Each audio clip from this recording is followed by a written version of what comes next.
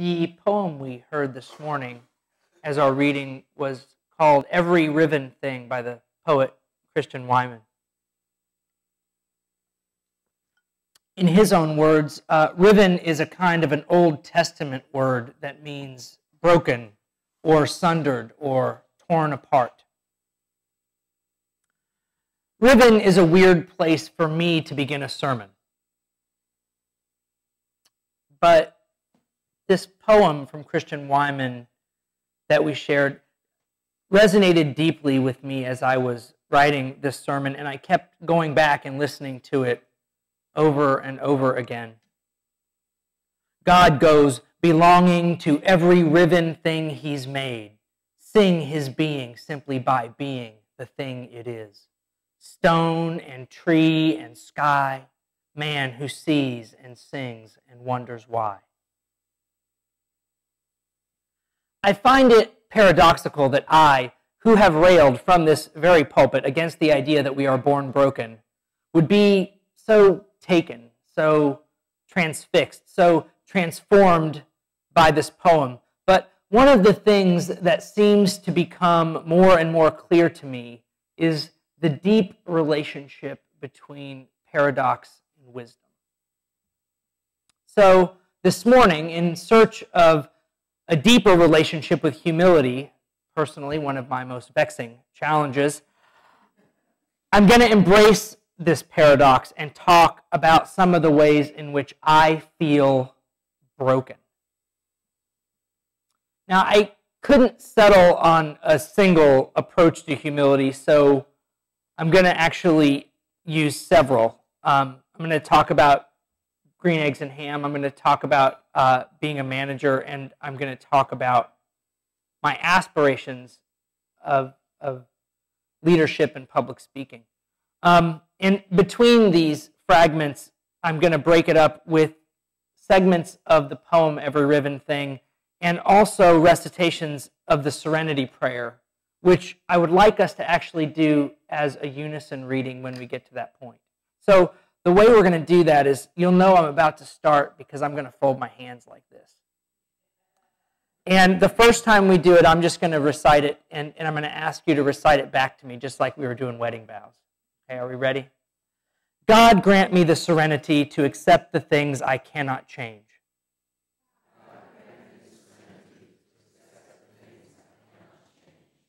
The courage to change the things I can.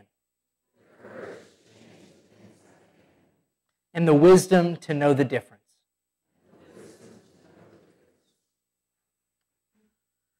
Green Eggs and Ham by Dr. Seuss is what is on my son Simon's nightstand right now, or it would be if I hadn't stole his copy to read this morning.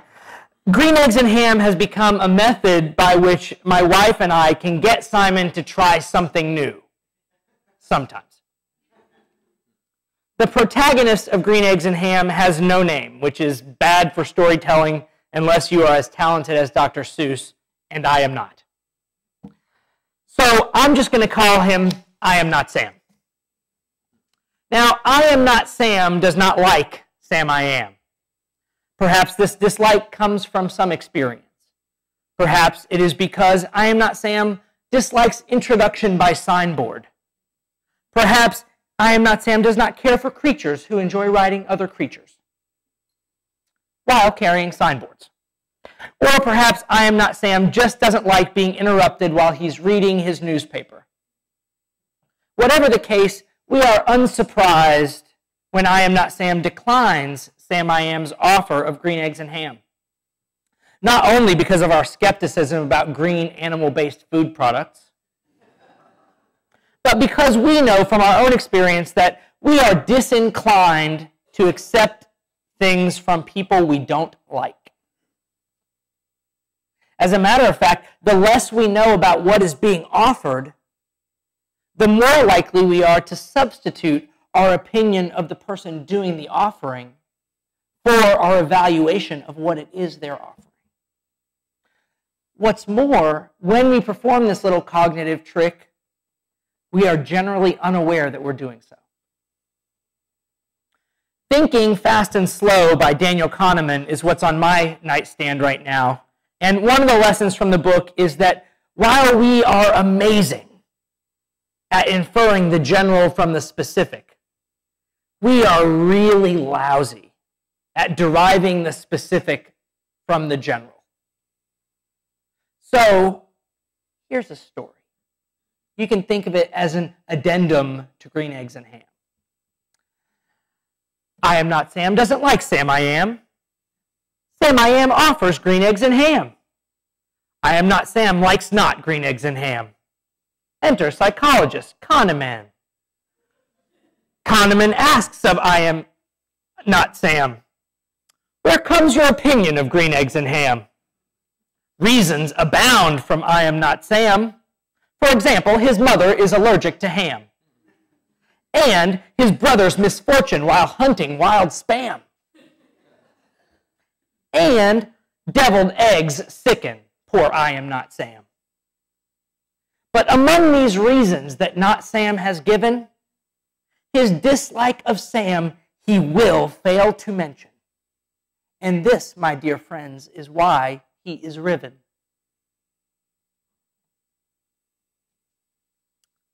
God goes belonging to every riven thing he's made means a storm of peace. Think of the atoms inside the stone. Think of the man who sits alone, trying to will himself into the stillness where. God, grant me the serenity to accept the things I cannot change, the courage to change the things I can, and the wisdom to know the difference. So I had my team at work take the VIA Strengths Survey. This is a positive psychology instrument that basically tells you what your strongest virtues are. And since it's all framed positively, thus positive psychology, it isn't supposed to be a criticism in any way. And when you take the test online, they just show you your top 5 strengths. But there's a link there that lets you see the full report. And I'm a human being, so I clicked the link because I had to know what my bottom 5 were, too. Right? So, now, mind you, these are not weaknesses. These are just the strengths at which I am least strong. And I'm going to give you 0.1 seconds to guess what was at the bottom of Eric's list. Humility, yes, yes.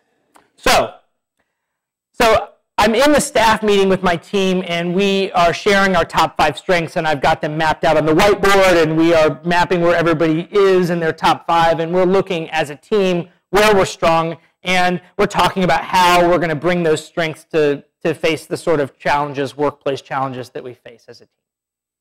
And because I don't know when to shut my mouth, after this group exercise is over, I say to them, now we're not going to talk about this today. This isn't for public discourse, but what I want each of you to do when you go home tonight is to take a look at your bottom 5. And I want you to think about how it is that you can use the strengths you're strong at to compensate for the things that you're weak at. Now, in and of itself, this is not a big deal. This is the kind of pedantic nonsense that all of us have to tolerate from our bosses from time to time, right? But I have this rule as a manager, and the rule is that I am not allowed to hold my people accountable for anything that I'm not willing to do myself. And so here I am 3 years later, publicly struggling in front of you with how to use my strengths to develop more humility.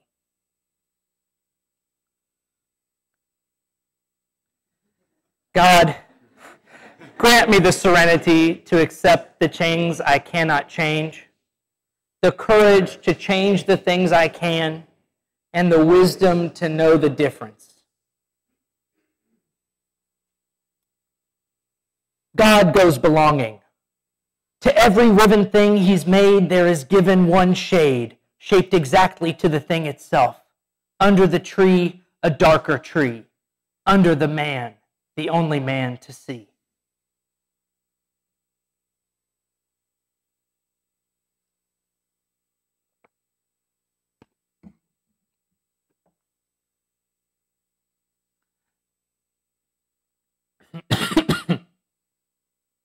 swallowing the ice was not really part of the plan.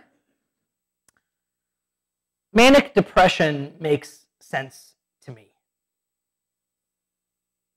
It is really easy for me to see how little a change in the mind it would take for the tension between feelings of empowerment and feelings of powerlessness to just snap. To live one's life actively holding these two forces, these two facts of the human condition at bay, to keep them in tension with one another and to exist in that tension without surrendering to either force. To do this seems so much more profound and more amazing to me than simply vacillating between the two poles or surrendering to either despair or megalomania.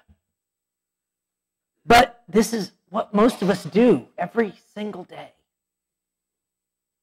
In my struggle to find this balance, I have tended to frame it as a search for a life course by which I can maximize the amount of change that I can make in the world.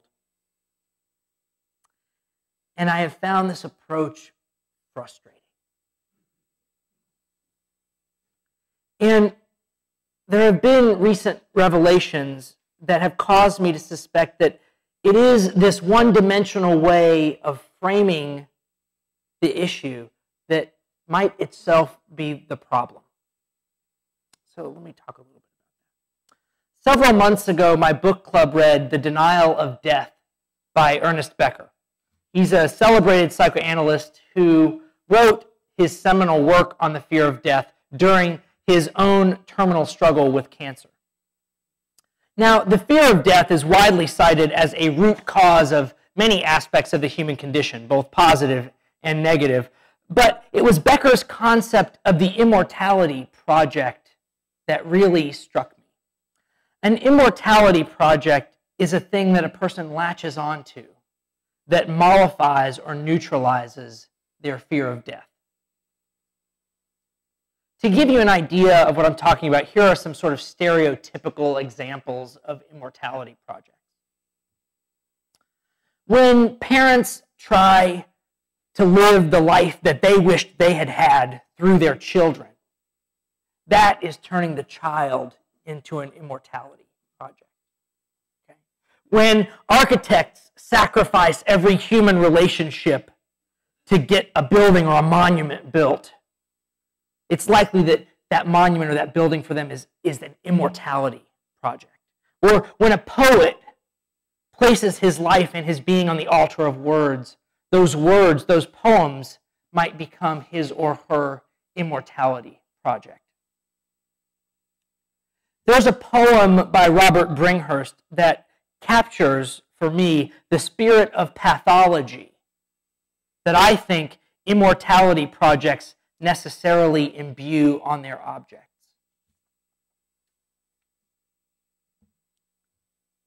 These poems,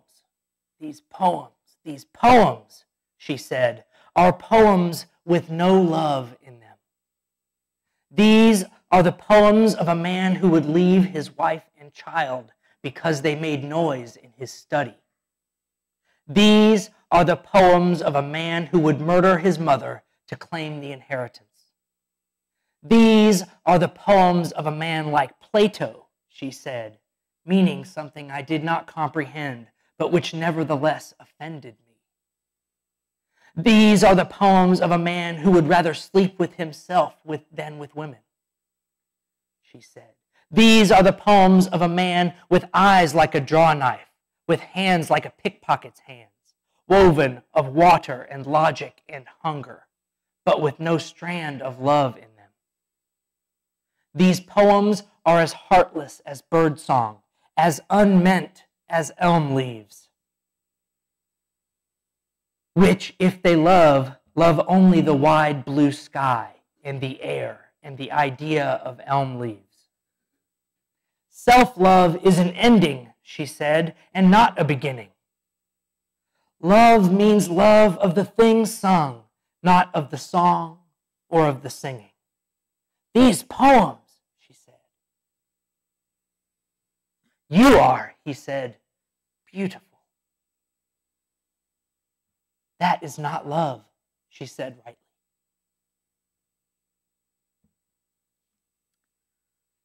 I have come to recognize that the pathological intensity with which I frequently desire to change the world is my immortality project and a source of much of my own hubris. Another piece of this puzzle came through my involvement in the Dwight Brown leadership experience. One of the themes of the curriculum is family systems theory. And through my exposure, I discovered that if, like myself, you are a firstborn child of very young parents, it is really quite likely that you will develop a strong need to fix the world. Now, I found that both comforting and deflating. I found it comforting that I was less lonely than I had previously thought. But I found it also relatively disconcerting because it made me realize something important.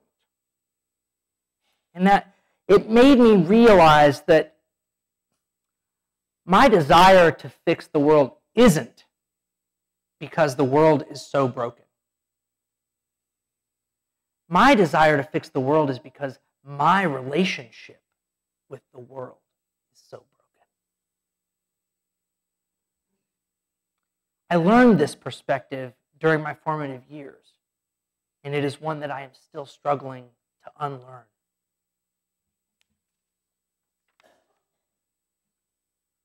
A third aspect of this puzzle came to my attention through my experience in the Leadership Austin Essential Program. A neighbor and classmate shared with me her sense of how I present myself as smarter and better than others, and how condescending this often felt to her, to others with whom she had spoken. Now, I had come to recognize that how I am in the world is a turnoff for some significant portion of any given audience.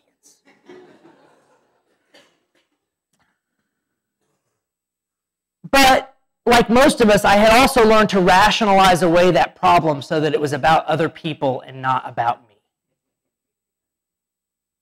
This friend's willingness as a member of the group to openly and honestly share her feelings and her thoughts and her impressions with me was invaluable. And what I've come to realize is that this sense of condescension that comes through in my personality is not about what I think when I'm thinking. And it's not about what I believe when my mind is focused on what I'm believing and what I believe in and what I think is important. It is about how I am in the world. It is about my attitude about fixing the world.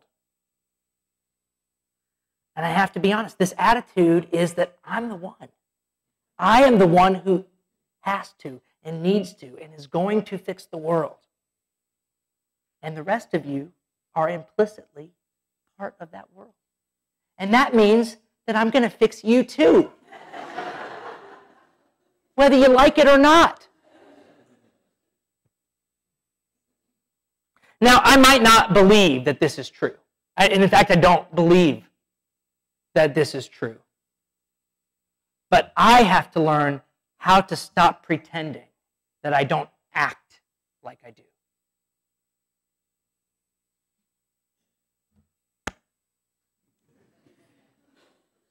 God, grant me the serenity to accept the things I cannot change, the courage to change the things I can, and the wisdom to know the difference.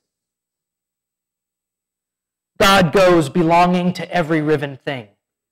He's made the things that bring him near, made the mind that makes him go, a part of what man knows, apart from what man knows.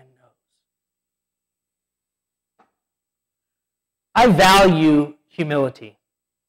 Through my struggles and my reflection, I have come to honestly and sincerely believe in the value of what each of us has to offer. to believe that regardless of how we write history books, we all make up the human story every single day. But that's just what I think when I'm thinking. It's what I believe when I'm focused on believing. It says nothing of whether or not I am humble in my being, in my way of being.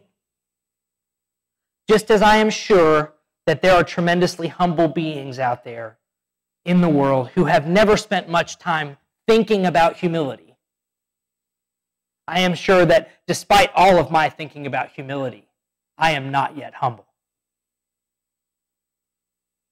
This is, for me, the crux of the two selves.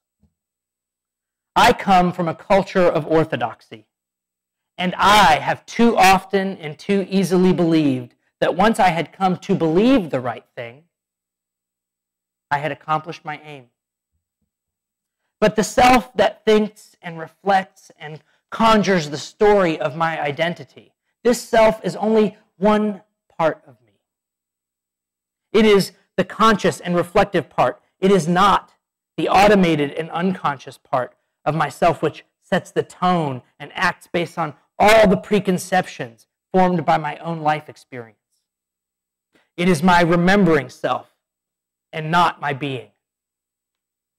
My other self, my acting self, my in-the-moment self, my being can be retrained, is hopefully being retrained. This retraining requires me to be mindful, to be evaluative of who and how I am in the world. This retraining is shifting my emphasis from orthodoxy to orthopraxy, increasing my emphasis on right acting, right behavior. My spiritual practice, of which standing up in here in front of you today is a very large part, is about finding these balances between what I think and what I do, between orthodoxy and orthopraxy, between empowerment and powerlessness, but not between hubris and humility. Hubris is to live ignorant of my rivenness, to live blind to my blindness and callous to my own callousness. Hubris is to live in a state of perpetual self-righteousness. Hubris is a childish thing that I struggle to put away. Humility is to live like I am not the center of the universe. Humility is to live like we are all in this together. Humility is an aspiration that I struggle to live up to.